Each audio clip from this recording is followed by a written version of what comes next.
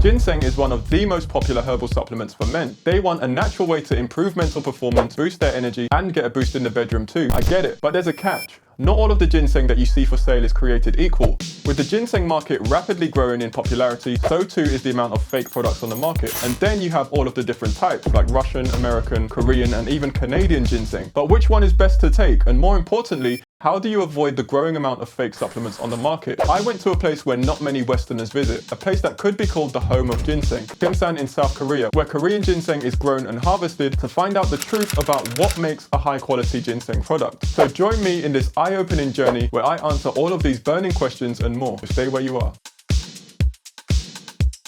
By the end of this video, I want to know which ginseng is best for a guy like me, but also how do you avoid all of the fake supplements on the market today? So whether you're feeling a little more tired than you usually are and you need something that's known to give you more energy, or you're just looking for something to improve your overall health, this video will help you out. So more and more younger men are seeking out ginseng. It used to be a supplement that was really only taken by older men, but things have changed. But why is that? A lot of people today have trouble staying mentally sharp. We're always on the go, juggling work, family, social obligations, and endless distractions. So it doesn't surprise me so many of us are having trouble staying focused. But that's where something like ginseng comes in. Now, ginseng has been on my radar for a while. There's been a lot of research showing that ginseng can help improve mental clarity and even give your immune system a boost too. This is why it's becoming really popular among guys who want to stay on top of their game. But that's not all. Ginseng has also been shown to give you energy boost. So if you're feeling tired and run down, ginseng might be just what you need to power through your day. And let's not forget about the bedroom. For a long time, ginseng has been known to improve sexual function in men. All of these things make ginseng a very popular choice for men today. But I decided to take a deeper dive than I usually do. I will say this now, this isn't a sponsored video. I'm exploring this topic for my own interest into which ginseng is best. Hopefully this is a guide that can help you too. I believe in being informed and clued up before you go spending your hard-earned cash on something that might not live up to the hype. Now, if you go to your local health food shop or you go online and type in ginseng, you're very likely to see American, Russian, Chinese, and then Korean ginseng all being sold. You might even see a blend of them all in one supplement, making it even more confusing as to which one is best to buy. But I'm assuming that you'd want the ginseng that's going to give you the best results. So after doing a bit of digging, I actually found out that Korean was considered the best over all the other types by far. I'm solely going to focus on Korean Panax ginseng, which has been produced and grown in South Korea. The quality of Korean ginseng comes down to something called ginsenosides, which I will explain a bit later in this video. But there's another hurdle you have to get over that makes buying a good quality ginseng product extra difficult. Now, the ginseng market has a dark side. It has been and is currently suffering from a growing problem. That problem is adulterated ginseng. These are fraudulent ginseng products that might contain significantly lower quality ginseng, and that's if you're lucky. Fraudsters have been known to also sell fake products containing cheap plant materials that they mix and manipulate with artificial flavors and colors to look and taste like the real high quality ginseng. The Chinese market is often blamed, but it's happening all over the world. More than 20% of the ginseng on the market today is fake ginseng, and with the ginseng market value reaching the $8 billion mark and expected to reach $17.7 billion by 2030, the problem of fake ginseng is a growing one. They are trying to crack down on these, but as you can probably imagine, it's not an easy thing to stop. When you hear about all of these fake herbal supplements or you get tricked yourself, it's hard to trust the herbal supplement industry as a whole. I myself have been tricked before when buying another supplement, and I know a few people that have their individual stories too. This is why I tend to be extra cautious when buying any supplement. But let me know in the comments too if you yourself have fallen victim to a fraudulent or fake supplement. It's always interesting to know what other stories there are out there.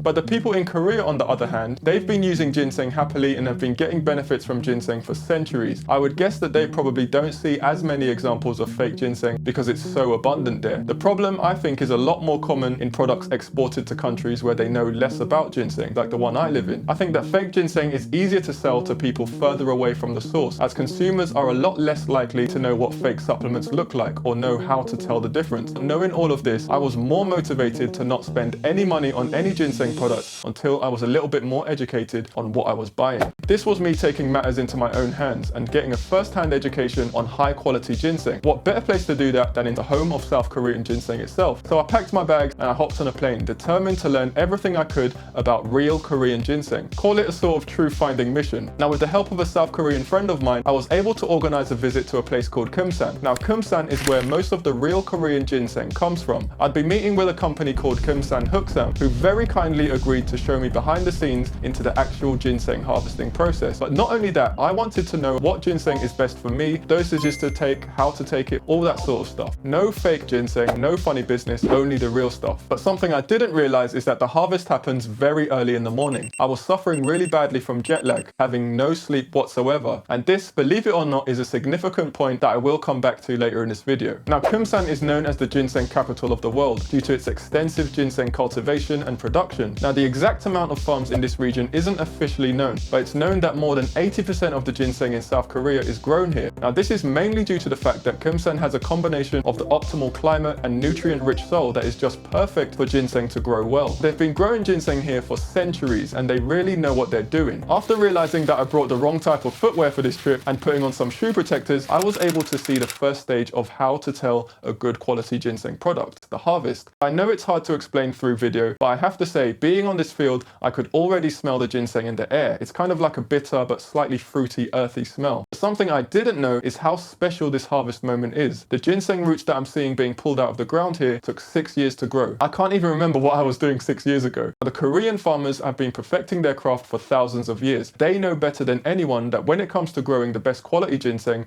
patience is key. There are no shortcuts or quick fixes, just good old-fashioned time and dedication. The best quality Korean ginseng you find in the world, wherever you are watching this, most likely starts here on a field, most likely in Geumsan. Now, this is what real raw ginseng just pulled out of the ground looks like after 6 years. This is where I found out what makes crops even more special here. I learned about the first signs of a ginseng crop that's been grown in a trustworthy way, and that's the gap sign or mark. Now, if you look here, this gap mark on the boxes that the crops are being put into, this stands for good agricultural practices, and this is a set of standards developed by the Republic of Korea to ensure the production of high quality premium ginseng. This enables the Korean ginseng farmers in Geumsan to produce consistently high quality ginseng that is recognized and valued in the market for its premium status. Not every supplement will show you the gap mark. If it's not on the product itself, it will more likely be on their website. But that's only the first thing that you can use to figure out whether the ginseng product you've bought is a truthful quality ginseng supplement. There are other marks to look for that I will get into later in this video. So far, I've seen the crops come out of the ground, and I met the farmer who was a really cool guy,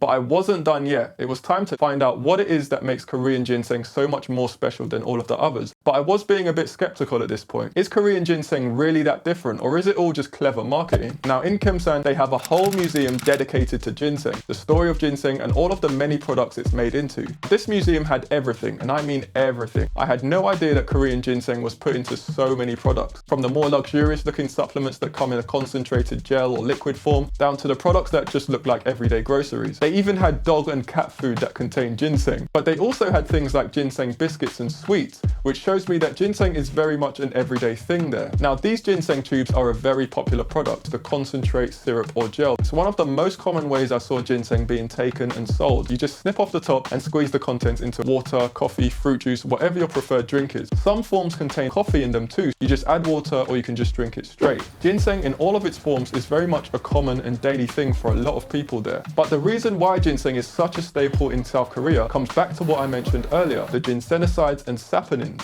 Korean ginseng packs a much bigger punch because it has a higher amount of something called saponins. Now, you might not know what these are. I know I didn't at the start of this whole project, but let me quickly try and explain. So plants like ginseng have these little things inside them called saponins, a bit like tiny building blocks that help the plant to stay healthy. Now, in plants like the ginseng plant, there are special kinds of building blocks of saponins called ginsenosides. Ginsenosides are like a team of helpers that work together to make the ginseng special, and the more ginsenosides a ginseng plant has, the more potent its health benefits are going to be. It's like the difference between a regular car and a race car. You will get where you need to go to, but one's going to do it with a lot more power and a lot more speed. And that's where Korean ginseng really shines. It's got a higher concentration of ginsenosides compared to all of the other types of ginseng. It's not even close. And this leads me nicely on to the next things you can look for to tell you if the ginseng supplement you're buying or about to buy is of good quality. Apart from the gap mark, which I talked about earlier, the thing about the gap mark is that it's not always printed on the product itself. You're more likely to see it if you delve a bit deeper into the company website or look behind the scenes a bit. However, these are two marks that you're likely to see on the actual product you buy. Now, the first mark is the GMP mark. This GMP mark stands for Good Manufacturing Practices, a certification granted by the Korean Ministry of Food food and drug safety to companies that meet very strict quality control standards in their manufacturing processes. By looking for this mark, you as the consumer can have greater confidence that you're getting a genuine, carefully manufactured product that meets a higher standard of quality and safety set by the South Korean government themselves. But it doesn't stop there. There's another mark to look for, and that's the HACCP mark. Now in Korea, loads of products have the HACCP mark. This means that it's undergone a thorough analysis of potential hazards such as biological, chemical, physical contaminants at each stage of its production. But it also shows that the manufacturer has implemented critical control points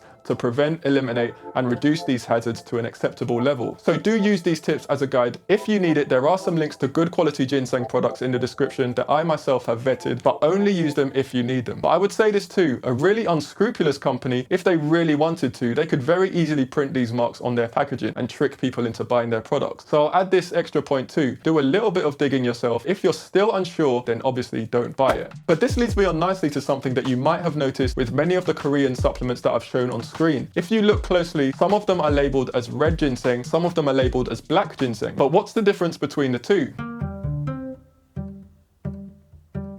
Most of the ginseng I saw being sold in South Korea's herbal market was red or black ginseng. They sold the raw root in the markets, which you can see here, which is great too. Many people cook with it. But in terms of a boxed up manufactured product, I saw a lot of red and black ginseng on the shelves. But you might be wondering, what's the difference between red and black ginseng? Which one is better? Now, red and black ginseng, to put it simply, is fresh ginseng that has then been steamed. But you might ask, why do they steam it? Now, the steaming process dramatically increases the ginseng's potency, improves its stability, increases its efficacy, and improves the ginseng's antioxidant level. All of this makes the ginseng more usable in traditional medicine over the raw root, which even though it's good, it doesn't have as much kick to it as something that's been strengthened through the steaming process. But what about black ginseng? The major difference between red and black ginseng is simply that black ginseng has been steamed more times than the red, so it's considered to be even stronger. Now, these varieties of ginseng take the effectiveness and strength of the raw, freshly picked ginseng up to another level. You can of course find all different kinds of ginseng in South Korea, but the most popular ones I saw in these shops was red or black. So after my visit to the Ginseng Museum, it was time to visit the Geumsan manufacturing plant and ask more about which type of ginseng is best for me and how much would be a good amount to take. But before that, we got some food. By the afternoon, I was really feeling the jet lag and tiredness from being in the East Asian time zone. It was really kicking my ass. I literally felt like I could sleep standing up. We went to a restaurant that served us up a dish called samgyetang. Now, this was a really interesting dish. It's basically like a chicken soup dish, but it also contains ginseng root. You probably wouldn't be surprised at that, but if there was ever a meal to make you feel stronger and wake you up, I think this was it. But the next place we went to surprised me a little bit more. They served me up a deep fried ginseng root. Yes, a whole ginseng root dipped in batter and fried. Wow. It also came with some ginseng honey to dip it in too. Complete ginseng overload. This wasn't a small piece of ginseng either. It was probably the size of my head. I was well and truly full at this point. But not only that, I could really feel the ginseng doing something to me. This whole ginseng packed lunch trip definitely woke me up. So on we went to the Geumsan HQ. I would be having a chat with their ginseng specialist, Kim Jong-min, and asking him some of the questions that I actually didn't feel Google did that good a job of answering. But I also wanted to ask more about which type of ginseng is best for me and how much would be a good amount to take. Medicines from the pharmacy are known to give an immediate effect, let's say, within 30 minutes. However, ginseng is not like that.